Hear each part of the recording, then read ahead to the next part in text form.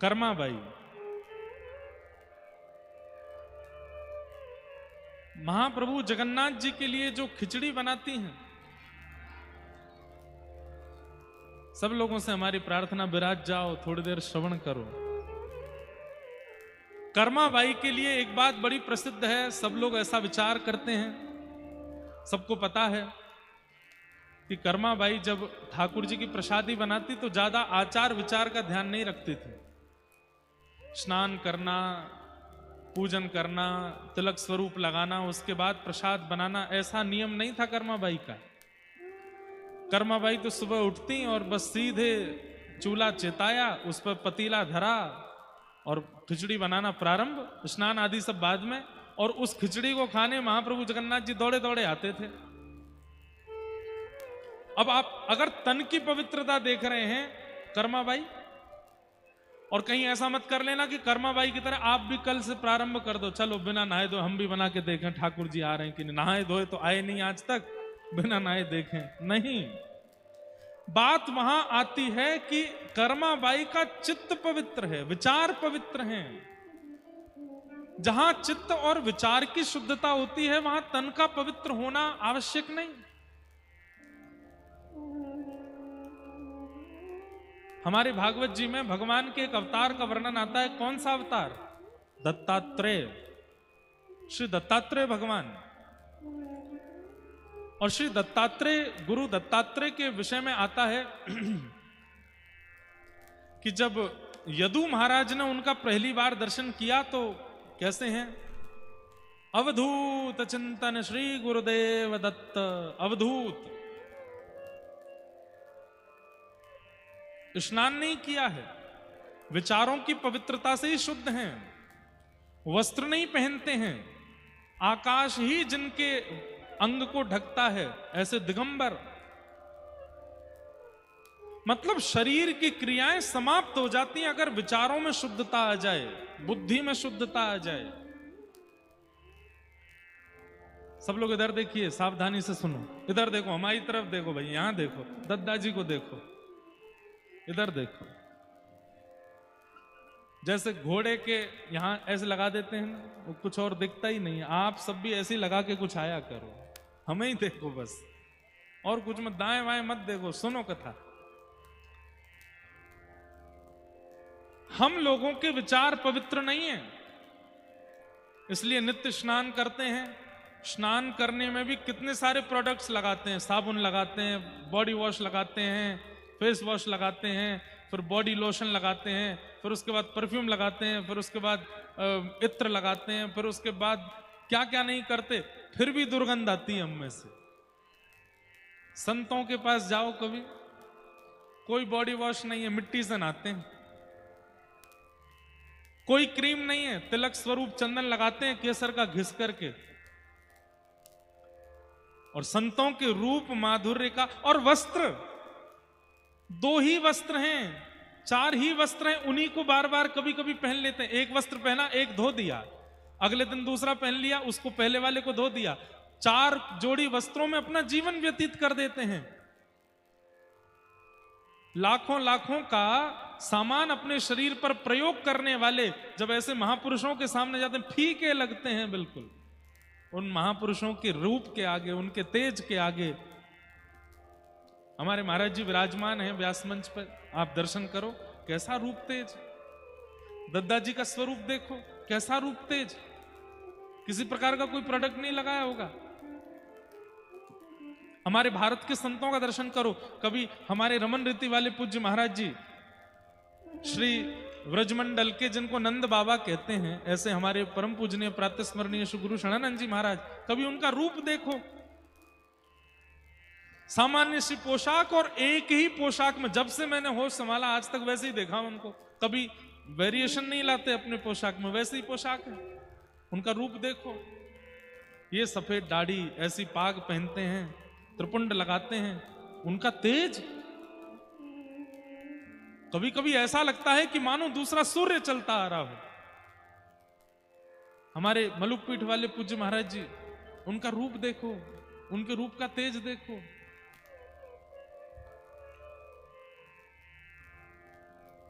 हमारे रमनदीति वाले महाराज जी, मलुकपीठ वाले महाराज जी से सब अवगत हैं, पर उनसे भी ज्यादा अवगत लोग प्रेमानंद जी महाराज से हैं। उनका रूप देखो, क्या लगाते हैं, मुख पे कोई क्रीम लगाते हैं ना,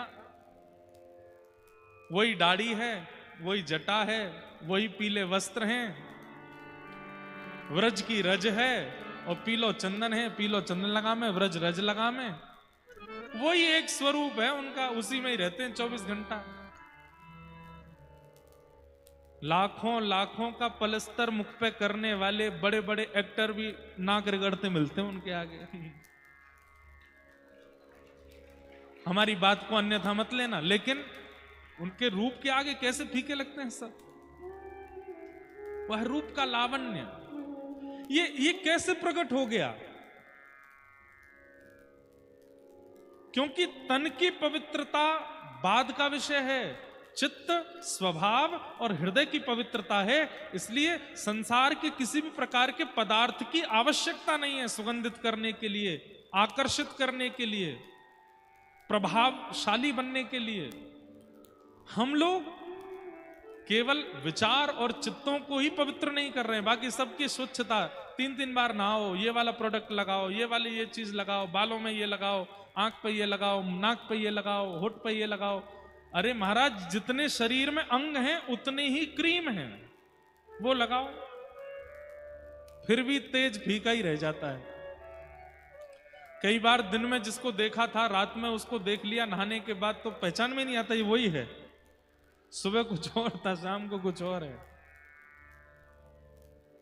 हमें ऐसा लगता है। अब ये तो देखो प्रसिद्ध संतों की बात है, हम आपको सत्य बता रहे हैं। ऐसे ऐसे महापुरुष जिनको कोई नहीं जानता, उनका दर्शन किया, उनके हाथ स्पर्श किए तो ऐसा लगा 4 महीने का बालक होता है ना, 5-6 महीने का बालक, कितना कोमल होता है। उसका हाथ देखो, उसके गाल देखो, उसका ऐसे हाथ पकड़ो, ऐसा लगेगा रुई पकड़ रहे हैं क्या। क्यों? शुद्ध है। 4-5 महीने का बालक शुद्ध है। मदाल सा कहती हैं, शुद्धोसी मुक्तोसी निरंजनोसी संसार मायाम परिवर्जितोसी। वो बालक शुद्ध है, वो बालक मुक्त है। जन्म लेते ही उसको ये इच्छा नहीं है कि मेरा सम्मान करो, उसको इस बात से फर्क नहीं पड़ता कि मेरे पिताजी धनवान हैं कि गरीब हैं, उसको इस बात से फर्क नहीं पड़ता कि मुझे गोद में लेने वाला व्यक्ति मुझे प्रेम कर रहा है कि मुझे दुत्कार रहा है। वो सबके प्रति एक रस रहता है, शुद्ध है, मुक्त है। और पयोवृत्ति होता है बालक। कौन होता है? पयोवृत्ति। पयोवृत्ति मतलब जो दूध पी करके रहे उसको पयोवृत्ति कहते हैं। पयोवृत्ति व्रत में रहता है बालक। कितने दिनों तक अन्नप्राशन जब तक नहीं होता, 1-1.5 साल में होता है शायद अन्नप्राशन, 9 महीना में, कितने दिन में होता पता नहीं, कितने 7 महीने में, 6 महीने में अन्नप्राशन हो जाता है। 6 महीना बाद ही जैसे ही बालक की मशीन चालू होती है, 1 साल 1.5 साल का होते होते फिर उसके भी कहीं ना कहीं किसी ना किसी भाव से दुर्गंध की प्राप्ति होनी प्रारंभ हो जाती है। और धीरे धीरे फिर उसकी त्वचा की कोमलता धूमिल होने लगती है। फिर धीरे धीरे उसका रूप, जिसको देख के सबको लाड़ आता था, छोटे बालक को देख करके अत्यंत कठोर व्यक्ति भी, वो भी कैसा, अरे अरे आओ आओ, गोदी में आओ, मेरे पास आओ, सब उसको गोद में लेना चाहते हैं। अत्यंत नीरस व्यक्ति, जिसके मुख पे कभी प्रसन्नता ही नहीं होती, छोटे बालक को गोद में लेकर के वह भी प्रेम दिखा देता है। अरे वो बालक कैसा है? शुद्ध है, मुक्त है, निरंजन है, उसके अंदर कोई विकार नहीं है, इसलिए सबको आकर्षित करता है। ऐसा ही व्यक्ति जब अपनी आयु में हो जाए, 28 वर्ष में हो जाए, 35 वर्ष में हो जाए, 40 वर्ष में हो जाए, शुद्ध हो जाए, मुक्त हो जाए, निरंजन हो जाए, जैसे हमारे भारत के संत हैं, जैसे हमारे भारत के महापुरुष हैं, हमारे वृंदावन के महाराज जी हैं, वो आकर्षक हो जाते हैं। व्यक्ति ना चाहते हुए भी स्वाभाविक खिंचा चला जाता उनकी ओर।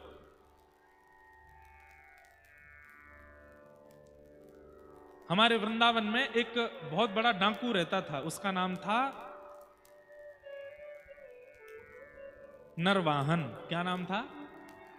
नरवाहन। हितरवंश महाप्रभु जब श्री राधा वल्लभ लाल जी को लेकर के वृंदावन आए, तब नरवाहन का बड़ा बोलबाला था। किसी ने हितरवंश महाप्रभु से कहा, आप ठाकुर जी लेके आए हो, इतने सारे सोने चांदी हीरे जवाहरात इनके साथ लेके आए हो, एक बार नरवाहन से मिल लीजिए, वो यहां का डाकू है, आप उससे मिल लेंगे, उससे बातचीत कर लेंगे तो वो मंदिर की संपत्ति को हरण नहीं करेगा।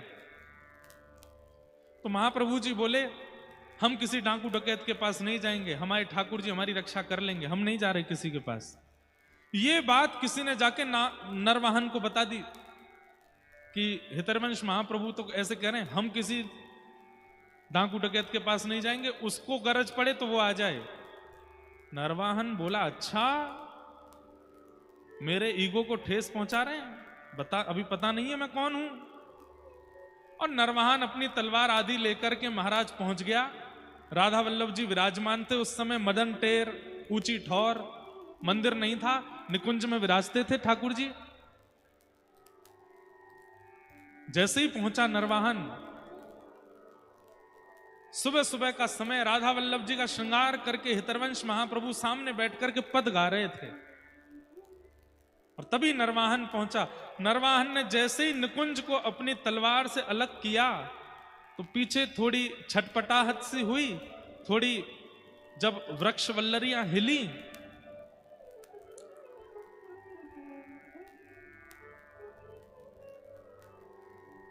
कभी कभी मन होता है हम कान बंद करके कथा सुनाएं आंख भी बंद कर लें, कान भी बंद कर लें, फिर सुनाएं। मन में तो छवि दिख जाती है, लेकिन फिर ऐसे आवाज आती है कि सब टूट जाता है। तो क्या बता रहा था मैं? हाँ, तो नरवाहन पहुंचा, और जैसे ही उसने उन निकुंजों को अलग किया, सामने राधा वल्लभ लाल जी की झांकी देखी।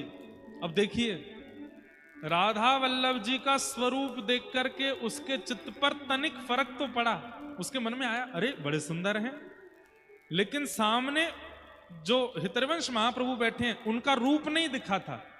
तो नरवाहन के मन में आया, ये कौन है जो सामने बैठे हैं? तो किसी ने कहा, यही हितरवंश महाप्रभु हैं जो कह रहे थे हम किसी डाकू डकैत के पास नहीं जाएंगे, नरवाहन को बस चले तो वो आ जाए। अच्छा, इतने में ही हितरवंश महाप्रभु का पीछे मुड़ के देखना हुआ। तो कहते हैं, इतना मुख ही पीछे किया था, इतना अंग ही नरवाहन ने देखा, और जैसे ही देखा हाथ से तलवार छूट गई, हाथ पार कंपायमान होने लगे, मुख में शब्द प्रकट होने लगे, श्री राधा श्री राधा श्री राधा श्री राधा श्री राधा। और बस रूप लावण्य देख करके वो आनंदित हो गया।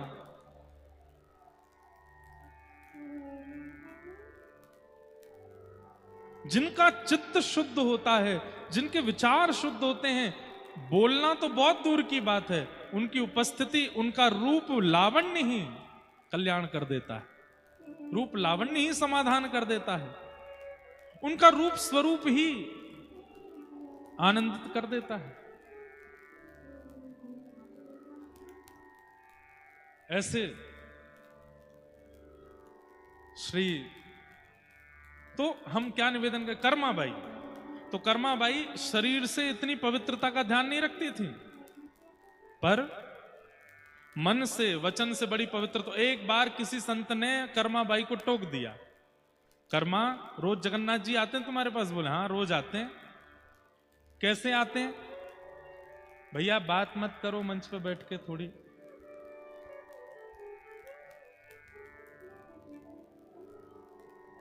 तो क्या बता रहा था? हाँ कर्मा, बस ये कथा सुना के हम विश्राम देंगे। तो कर्माबाई से किसी ने कह दिया, कर्मा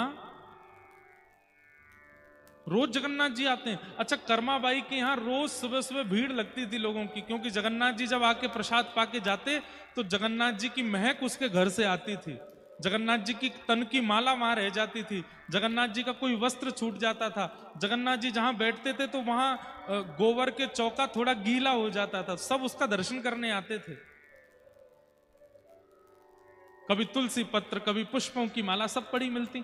तो एक बार एक संत आए, उन्होंने जब दर्शन किया तो बोले, कर्माबाई हमको बड़ा आनंद आया, हमको अनुभव हुआ कि ठाकुर जी यहाँ आते हैं। पर हमें एक बात पता चली, क्या आप स्नान नहीं करते प्रसाद बनाने से पहले? आप आचार विचार का ध्यान नहीं रखते? तो कर्माबाई ने हाथ जोड़े, भगवान बचपन से वही आदत बन गई, ठाकुर जी बड़ी जल्दी में रहते हैं, तो सुबह सुबह बस जल्दी जल्दी में प्रसाद सिद्ध करके पवा देती हूं। संत बोले, देखो एक बात तुम्हें बताऊं, क्या? ये तुम्हारे पूर्व जन्म के सत्कर्म हैं, जिसके फलस्वरूप ठाकुर जी तुम्हारे यहां प्रसाद पाने आ रहे हैं। जिस दिन वो फल समाप्त हो जाएंगे, जिस दिन वो फल समाप्त हो जाएंगे, ठाकुर जी आना बंद कर देंगे। अगर तुम चाहती हो कि ठाकुर जी सदा सर्वदा तुम्हारे यहां आते रहें, उसके लिए तुम नियम करना शुरू कर दो। तो कर्माबाई बोली, मैं सब करूंगी, ठाकुर जी का आना बंद ना हो, आप कृपा करके मुझे बताओ। तो महात्मा ने नियम बताया, सुबह उठते ही स्नान करो। और कितने बजे आते हैं ठाकुर जी? बोले 4:30-5 बजे आ जाते हैं, सुबह सुबह भोर में, मंगला में। तो तुम 2 बजे उठा करो रात्रि में, और 2-2:30 बजे उठ करके पहले शुद्ध जल से स्नान करो, फिर समुद्र में जाके स्नान करो, फिर समुद्र से लौटकर आके फिर शुद्ध जल से स्नान करो। 3 बार तो स्नान बता दिया। उसके बाद कोरी साड़ी पहनो, अपरस में, किसी ने छुई ना हो वो, और कुआ के जल से धोई गई हो, कुआ का जल निकाल के उससे धो करके सुखा के उसको पहनो। फिर तिलक लगाओ, स्वरूप लगाओ, और उसके बाद में चूल्हा का पूजन करो, जो लकड़ियां उसमें पधराओ उनका पूजन करो, जो पात्र पधराओ उसका पूजन करो, जितनी सामग्री डालो सब सामग्रियों को प्रणाम कर करके डालो, नाक पे पट्टी बांध करके, सुगंधी नहीं आनी चाहिए। कर्माबाई सब लिखती गई, बोले जी जी जी, ऐसा ही करूंगी, ऐसा ही करूंगी, ऐसा ही करूंगी। 25 नियम बता दिए कर्माबाई को, और बोले अगर तुमने ऐसा किया तो ठाकुर जी तुम्हारे यहां आना कभी बंद नहीं करेंगे। कर्माबाई बोली ठीक है। अगले दिन सुबह सुबह उठ गई, 2 बजे उठ करके स्नान करने गई, स्नान करके समुद्र स्नान करने गई, समुद्र स्नान कर फिर घर पे आके स्नान किया, फिर कोरी साड़ी निकाली, कुआ के जल से धो के थोड़ी निचोड़ के सुखाई, वो पहनी। इतने में बज गए 4:30। अब कर्माबाई यहाँ पे पूजा की थाली सजा के बैठी हैं, चूल्हा का पूजन कर रही हैं। इतने में दरवाजा खटखटाया, जगन्नाथ जी आ गए, खोलो। उठ करके गई, द्वार खोला, महाप्रभु जगन्नाथ जी आकर के बैठ गए अपने आसन पे, सुभद्रा जी बैठ गई, बलभद्र जी भी आ गए। कर्माबाई को देखा क्या कर रही हैं, अभी तो चूल्हा का पूजन शुरू हुआ है। षोडशोपचार बता के गए पंडित जी, यहाँ पे रोटी डालना, यहाँ पे चावल डालना, यहाँ पे अक्षत डालना, यहाँ पे ये करना, इनको प्रणाम, इन देवता को, अन्नपूर्णा को प्रणाम। ठाकुर जी बैठे बैठे देख रहे हैं, मां कितनी देर और लगेगी? कर्मा बोली बैठे रहो, अभी अभी अभी बना रही हूं। अब एक एक सामग्री डालें, दाल को प्रणाम करें, चावल को प्रणाम करें, घी को प्रणाम करें, सब नमक को प्रणाम करें, उसमें जो भी वस्तु डालनी सबको प्रणाम कर करके डालें। तभी ठाकुर जी बोले जल्दी कर मां, मां जल्दी कर, अरे जल्दी कर, मंदिर खुलवे को समय है, क्यों मुझे जानो है। तभी उनका नाम कर्मा पड़ा, जल्दी कर मां। लेकिन इतनी विलंब हो गई कर्माबाई, ठाकुर जी ने जब प्रसाद पाया, थोड़ा सा ही पाया, और थोड़ा सा पा करके ठाकुर जी दौड़े। कर्माबाई बोली आज तक ऐसा नहीं हुआ, पूरा प्रसाद ठाकुर जी पाके जाते हैं, आज आधा अधूरा पाके गए, क्या बात हो गई। कर्माबाई रोती रोती मंदिर गई, जगन्नाथ जी को देखते देखते पूछ रही, आज आपने इतना कम प्रसाद क्यों पाया? ठाकुर जी ने उत्तर दिया, आज तुमने इतना विलंब कर दिया। और मां एक बात सत्य बताऊं, आज तुमने क्या बनाया था? आज खिचड़ी में वो स्वाद नहीं था जो हमेशा आता है। कर्माबाई बोली आज मैंने पहले पवित्र जल से स्नान किया, फिर समुद्र के जल से स्नान किया, फिर पवित्र जल से स्नान किया, कुएं के जल से धुली हुई साड़ी पहनी, अपरस में तिलक स्वरूप लगा करके, एक एक वस्तु को प्रणाम करके, चूल्हा का पूजन करके, अग्नि का पूजन करके, अन्नपूर्णा का आवाहन करके। बोले बस इन सबको तो खिचड़ी में डाला, पर हमेशा जो प्रेम पिरोती थी कर्मा, वो नहीं डाला, इसलिए स्वाद नहीं आया।